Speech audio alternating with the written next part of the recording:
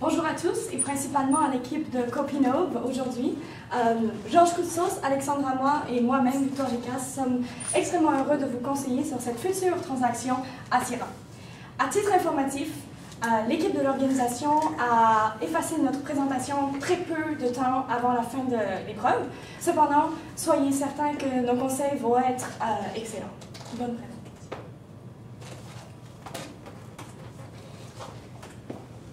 So as my colleague mentioned before, we don't have the first two slides, but we ask that you use your imagination as we have a nice blank slate here for you. So we are VGA Capital Advisors, and we are here today to recommend to you our opinion on your most recent investment prospect within Siren, which is essentially a water desalination plant which will bring fresh water to several people who need it and also provide you with a very interesting opportunity. So we understand that you are a established Quebec firm with many institutional clients, and as most funds would like to do, they would like to diversify as well as tap into growing emerging markets. So through the establishment from your World Investment Fund, we believe that Siren is indeed quite an interesting opportunity, as it's an emerging market with a lot of growth due to its population boom and a shortage of water supply. So we think this is a perfect place for Capinove to step in essentially and bridge that gap.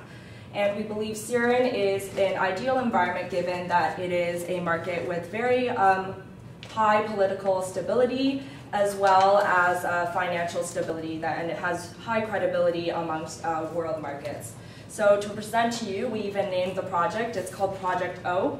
So you can imagine E-A-U, water, and E stands for it's going to provide you with an economically viable investment opportunity. A, it is a real asset, so it's an asset that will last and provide you with stable cash flows for years to come. And finally, U for unify. So it'll unify the Syrian government and the Syrian people in bringing the community more job opportunities, bringing them a fresh supply of water, and bringing together the community in general.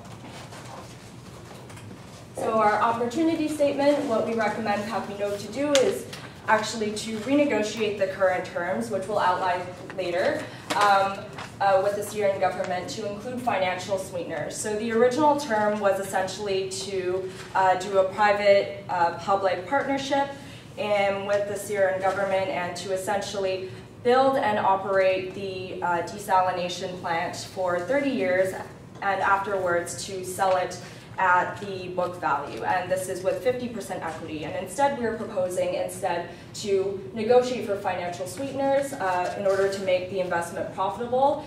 And this will be at an equity of debt value of 70% and at a price of $21.1 per share, which will give you a return of 14%, which is above the IRR of 12%. So first, we also want to walk through a bit of our alternatives and how we actually came to this conclusion. So here were our options. So of course, we could choose not to invest. However, we believe that this would really be a missed opportunity on Capinov's part in terms of a great emerging market opportunity. Secondly, we could have invested in the plant except at the original terms. Thirdly, we could invest with the plant and instead to propose that we can propose the option of us selling at the end of the contract at the fair value of $292 million and with a 70% amount of debt. And we also outlined the investment criteria that we believe all investment funds should look at. So of course, financial viability, we need to make sure that our return is indeed greater than our WACC. Otherwise, it'll be more viable to look for alternative investments, perhaps in other geographical regions. Secondly, we always take into considerations environmental, social, and governance impacts, so whether our growth is sustainable in the long run and whether we will have a positive impact on the Syrian economy as well.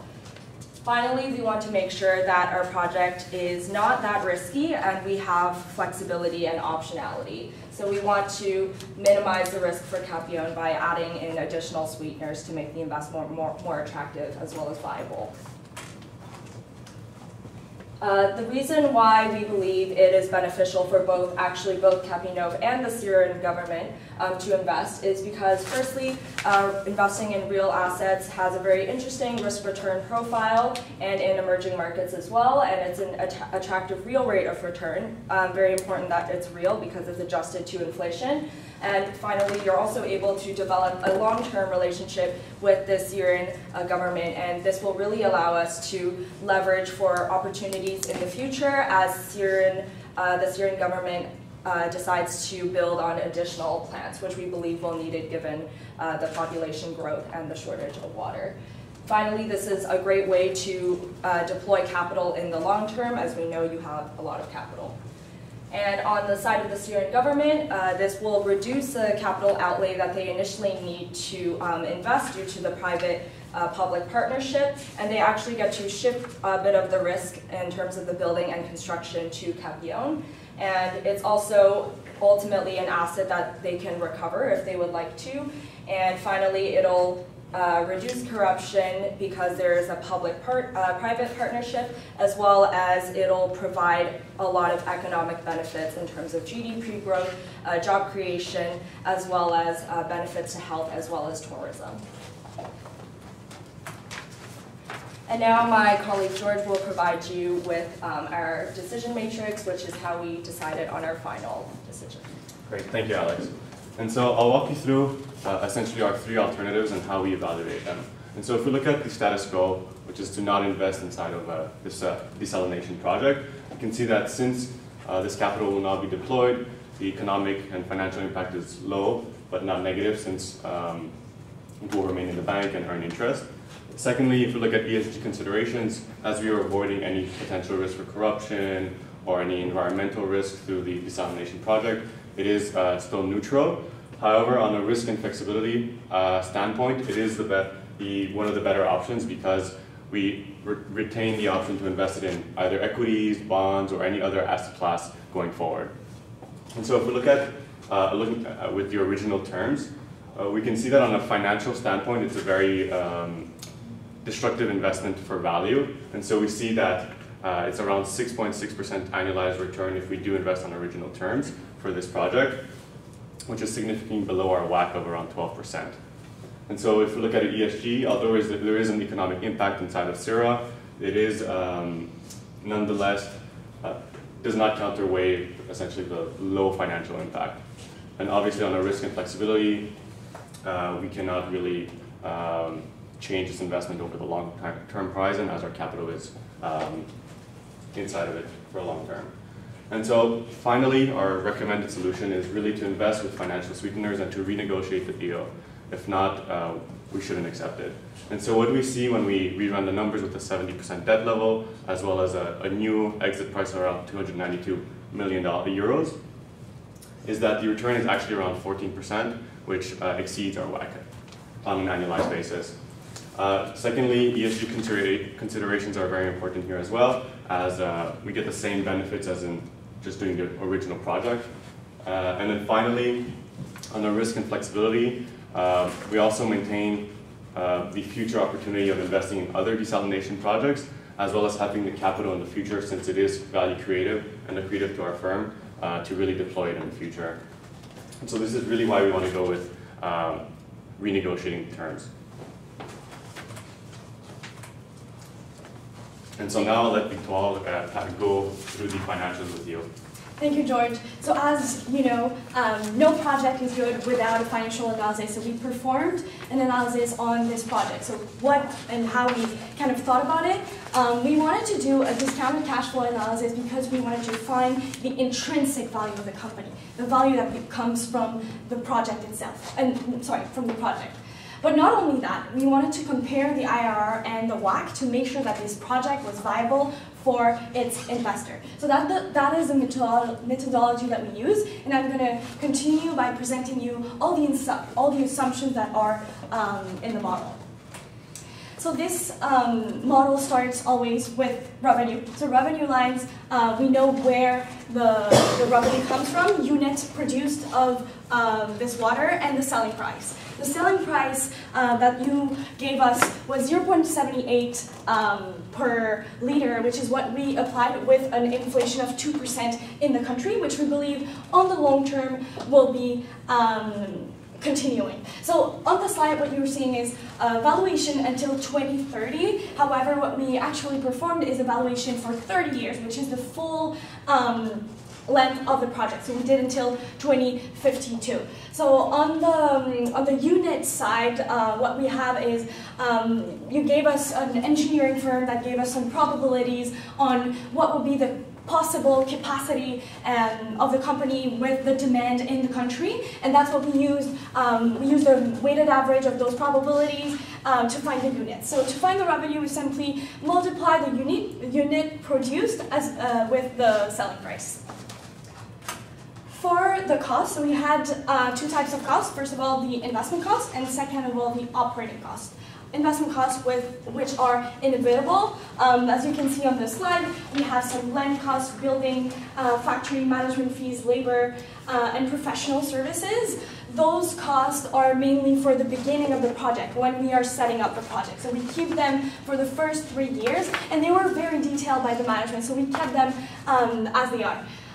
For the operating costs, we have two types. So within the operating, also two types, variable and fixed cost. The two variable costs that we have are the replacement of the membrane, and as well as, do you remember the pumps? Thank you. Both will vary with the unit produced. So this, we again use the probability that we're given by the engineering firm, and we also, on top of that, added inflation, because not only they will vary with a variable cost, but they will also have this fixed cost kind of with inflation. And the rest of the costs were inflated with inflation. But something that we really tried to refine, and that is key to the DCF, is the WACC.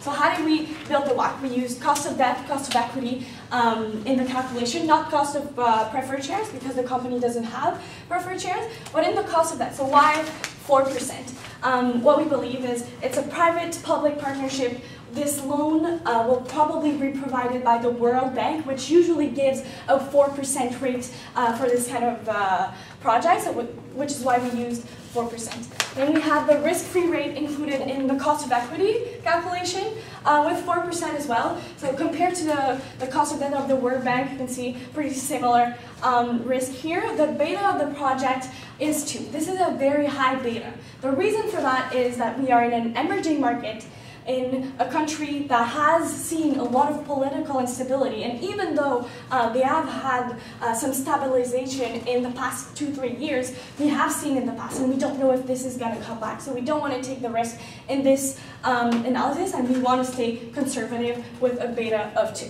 And then the market risk premium, which is 8%, which is a pretty standard metric in this kind of calculation. So this gave us a cost of equity of 22%. Then for the WACC calculation, we had, so we weighted those two costs with the debt to equity ratio, which was given 50% for the company. So 50% of debt and 50% of equity with 1 million shares. And finally, something that's interesting in this calculation is that we don't have any tax. So that means, maybe you might think that the debt is not that advantageous because you won't get this tax shield. But we'll see later in our sensitivity analysis that we might be able to take advantage of the debt still. So this gave us a WACC of 12%. And here you have the present value of the cash flow. So I don't want to bore you with too much detail, but in the end, what we receive is an IRR for this project with those metrics of 6.6%, which is significantly lower than our WACC of 12%. So what it means, we don't want you to invest in this project with the current terms. But what we thought about is we have two options here.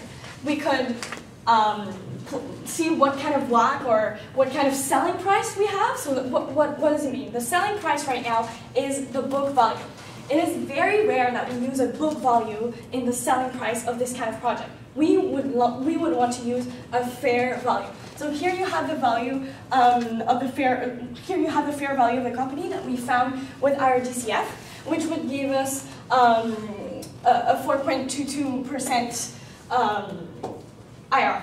And then we have here what we could do with a 70% debt, so increasing this debt of the company from 50 to 70, which gives us a 14.69% IRR. So this is the kind of project we want to invest in, something that has an IRR higher than the WACC. And this solution is therefore our solution. And I will leave George to continue with the risk and catalyst. Perfect, thanks. And so, given that it is a greenfield project, we are building a desalination plant from scratch. There are enormous risks to this. Obviously, as we are in a foreign country, there is some FX risk since labor is indeed paid in the local currency. There's some risk of expropriation, as we are in a politically unstable region, which can be akin to that kind of risk. Thirdly, there is risk for corruption, as countries that are lesser developed or emerging tend to be score higher on a corruption index. And fourthly, inflation risk, since emerging markets tend to have a higher probability of runaway inflation, or even just higher inflation than developed markets. And finally, marine destruction, because as was mentioned, the plant is taking out salt from the water to make it potable, but then putting all this brine inside of the ocean or the Mediterranean Sea, which is which might affect the acidity or the pH level of the water. So there are ways to mitigate this, which we came up with. First, the FX risk, although it is present, there is a low nominal value, since labor doesn't comprise a large portion of expenses, and so it could be, if wanted to, mitigated through options. Secondly, expropriation risk could be mitigated through insurance from the World Bank or any other development agency, which insures against any expropriation. Thirdly, since this is a showcase project, it is meant to be a nation-building project. We see that it is less likely that anyone in government actually participates in any sort of corruption scheme, as this will only tarnish the image. Fourthly, the contract is protected from inflation as the purchase price increases with it. And so, as was mentioned, this is one reason why this real asset is attractive, as it allows us to generate a real return. And fifthly, one option that could be explored to kind of mitigate the environmental damage that is possible would be to actually sell the brine. And so just some catalysts are obviously faster population growth, operating and political stability, as well as having the financial improvements approved. And so now we can move on to the next slide, which is the ESG considerations.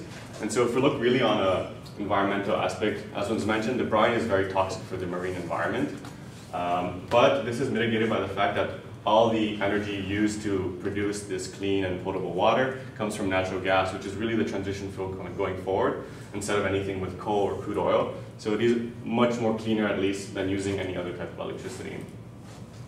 Secondly, if we look at the social aspect of this project, it is nation building. It will create jobs. It will increase the level of health in the country as it is potable water, and while also improving the economic vitality of Sierra. We estimated that around $43 million in direct benefits would accrue from this project over its lifetime, while also keeping the government on a sustainable footing. And for implementation, it is pretty straightforward. We're going to start by trying to renegotiate the terms, and if it's accepted, we need to do capital investments in the next 2 years, followed by beginning the operations and maintaining and managing any operating difficulties throughout the years. And finally, if we look more long-term, we want to really evaluate the opportunity to invest in any other kind of desalination projects, as this is one hope of the government going forward, that the private sector can create even more of these projects. And finally, we really want to evaluate the opportunity of selling at fair market value, which is an important plank of our project. And so just to summarize everything that has been said so far, this is really a nation-building project. It'll be economically viable both for the government and Capenove, as it will return 14% annualized over around 20-30 years. Secondly, it will also foster a long-term trust and relationship with the government and really allow the company and Capenove to invest for the future infrastructure needs of the country. And finally, one thing that is very key for this project to succeed is a consistent monitoring and managing of operational, political, any other type of risks that could be associated to this project. And thank you, and we'll take questions both in French and in English.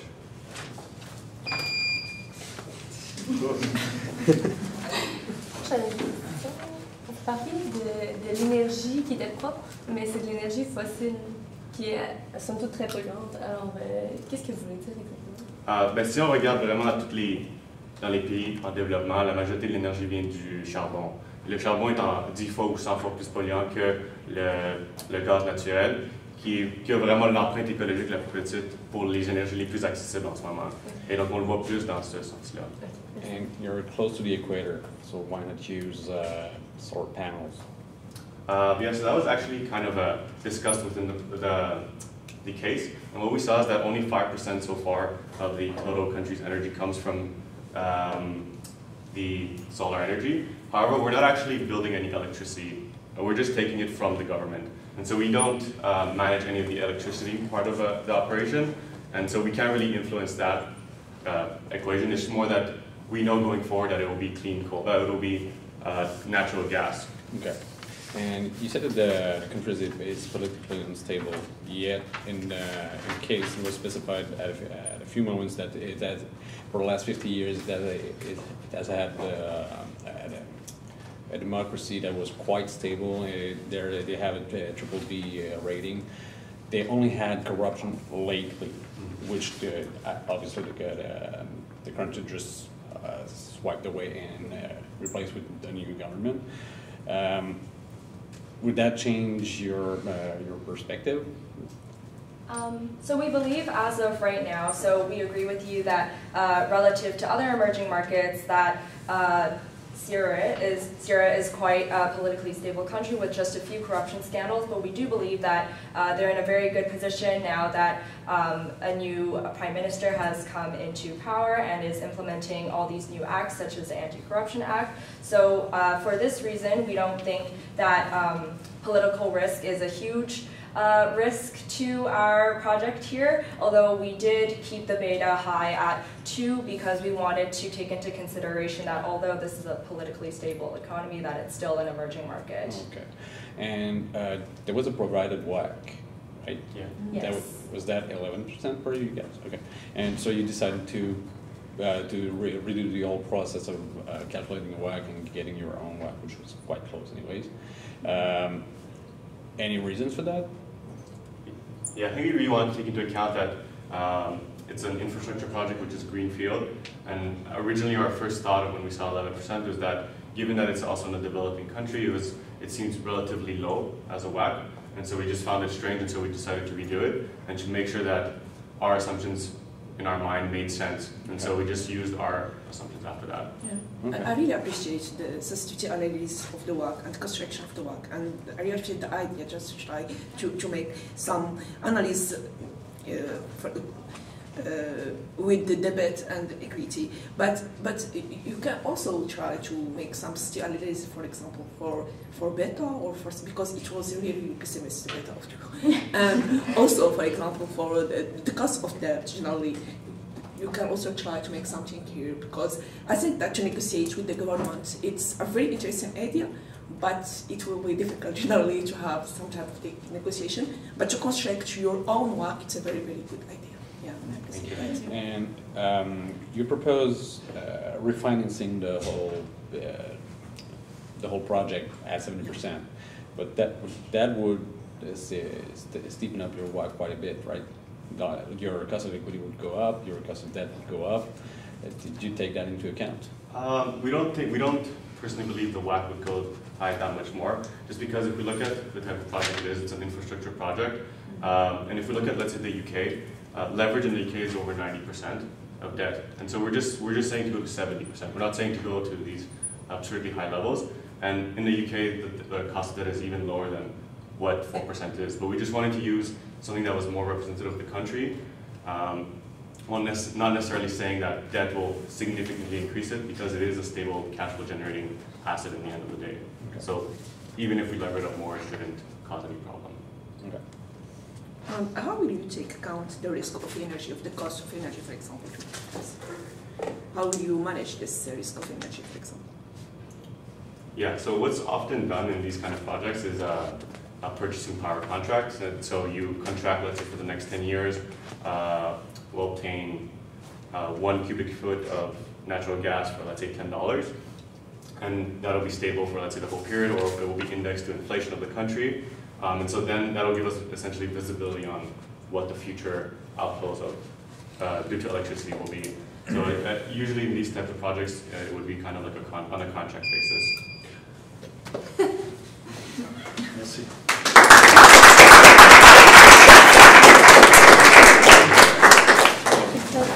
See? See?